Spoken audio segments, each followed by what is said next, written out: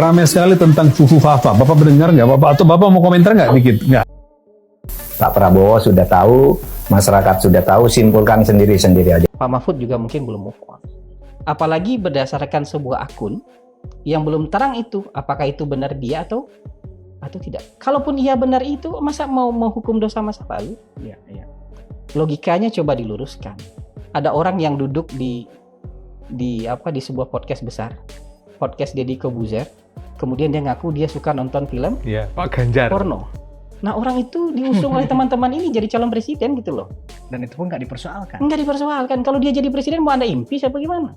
Dulu ya Pak, saya bekerja dengan banyak presiden. Pak SBY itu kalau merawat KPK, saya salut itu. Kalau ada apa-apa dengan KPK, dia lindungi itu. Saya tahu. Sampai mengeluarkan. Zaman Bapak menjadi Ketua Mahkamah Konstitusi. Saya Ketua Mahkamah Konstitusi. Kalau dipertanyakan misalnya, selama Pak Mahfud menjabat lahir, misalnya yang kontroversi apa ya di kalangan aktivis civil society, Undang-Undang Cipta Kerja, Ya. di zaman civil society dianggap pemerintah yakin ini baik, tapi civil society menolak itu misalnya. Menko Polhukamnya Pak Mahfud. Revisi Undang-Undang KPK, Menko Polhukamnya Pak Mahfud.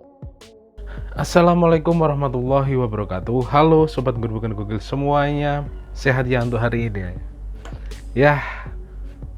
Pak Hasan Nasbi kembali mengomentari atau menangkis ocehan-ocehan dari Pak Mahfud ya, tentang Fufu Fafa yang mengindikasikan Gibran batal dilantik dan lain sebagainya. Loh, dianggap Fufu Fafa itu ya nggak pantas lah jadi wakil presiden pemilik akun tersebut.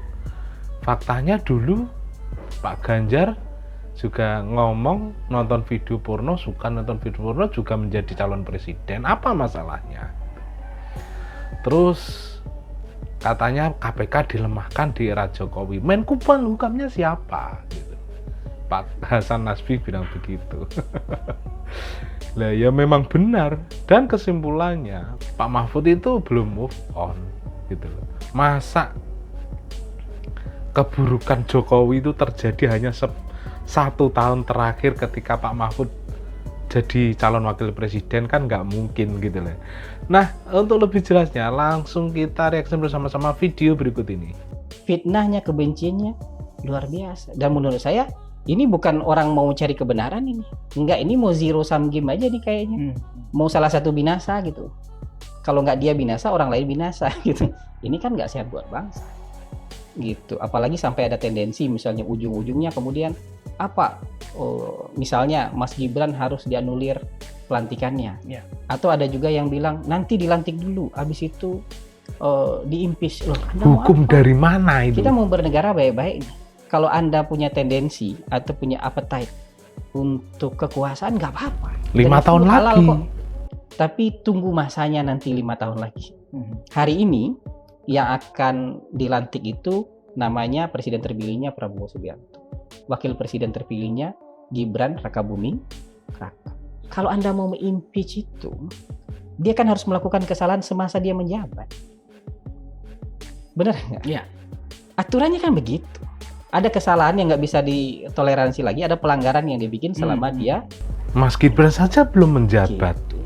Kok mau Kalau nggak ada di-impeach? urusan dengan selama dia masa menjabat, Anda mau impeach dari mana? Apalagi berdasarkan sebuah akun yang belum terang itu, apakah itu benar dia atau tidak. Kalaupun ia benar itu, masa mau menghukum dosa masa lalu? Ya. Logikanya coba diluruskan.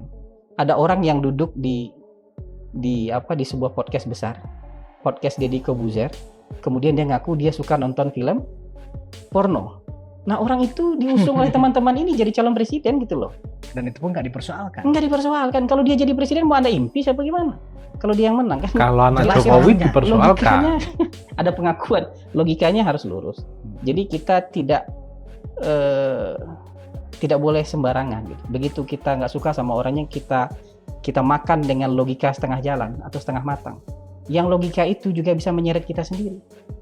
Dan saya paham betul teman-teman ini adalah teman-teman yang patah hati. Teman-teman yang patah hati dengan Bapak Presiden. Setuju. Karena dari antara 10 tahun kepemimpinan Pak Jokowi, 9 tahunnya mereka bersama Pak Jokowi. Satu Satu tahun terakhir patah hati. menghina, Mungkin patah hatinya merendahkan. belum betul-betul sembuh dan kemudian belum bisa move on. Tapi yang perlu saya sampaikan dari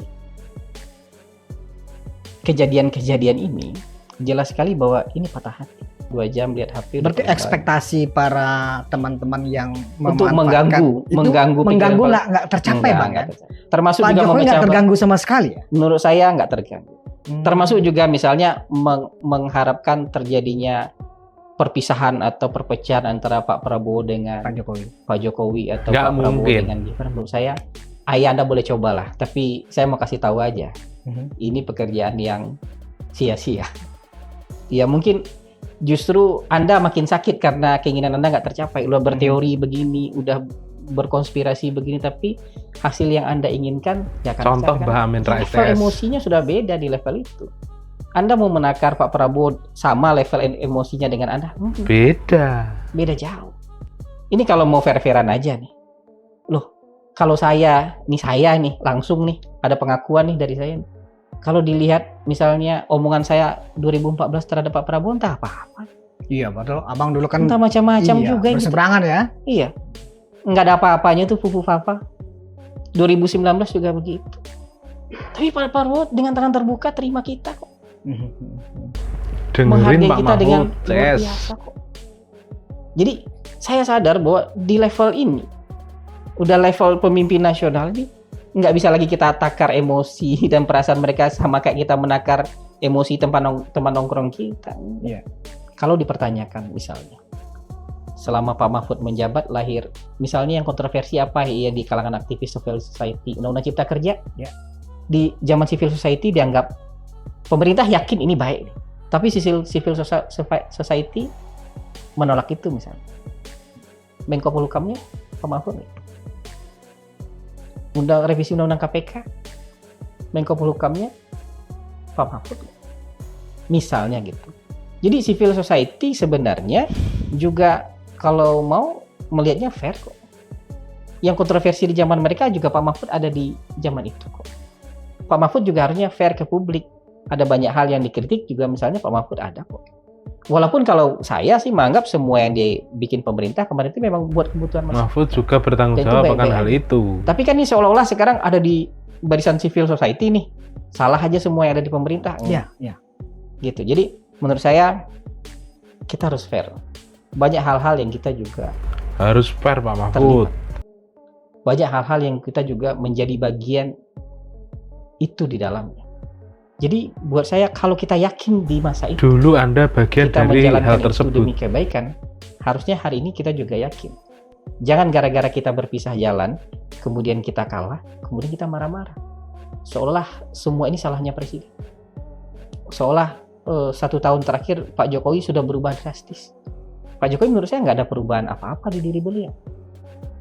Pak Jokowi yang sama 10 tahun yang lalu, Pak Jokowi 5 tahun lalu, Pak Jokowi juga seperti itu yang ada saat ini. Perbedaannya adalah Pak Jokowi mungkin berbeda Mahfud yang sudah berbeda. dengan sebagian teman-temannya yang mungkin 10 tahun, yang mungkin 4 tahun bersama-sama beda jalan. Ketika dia beda jalan, ada orang yang marah. Dan mungkin nih, Pak Mahfud juga mungkin belum move on. Nah, Belum move on. Mungkin. Jadi buat saya, Belum move on dari kekalahan ya bang. saya nggak tahu lah, belum move on aja. Kan bisa juga patah hati. Gitu. Entah dari apa itu. Jadi presiden-presiden kita ini pasti punya kekurangan. Ya. Nggak mungkin lah No perfect man. nggak ada. Di seluruh dunia nggak ada. Jangan sembarangan menghina orang. Seolah-olah orang ini jelek, nggak ada kelebihannya, nggak ada bagus-bagusnya. Kalau nggak ada bagus-bagusnya nggak sampai dia di level itu. Betul.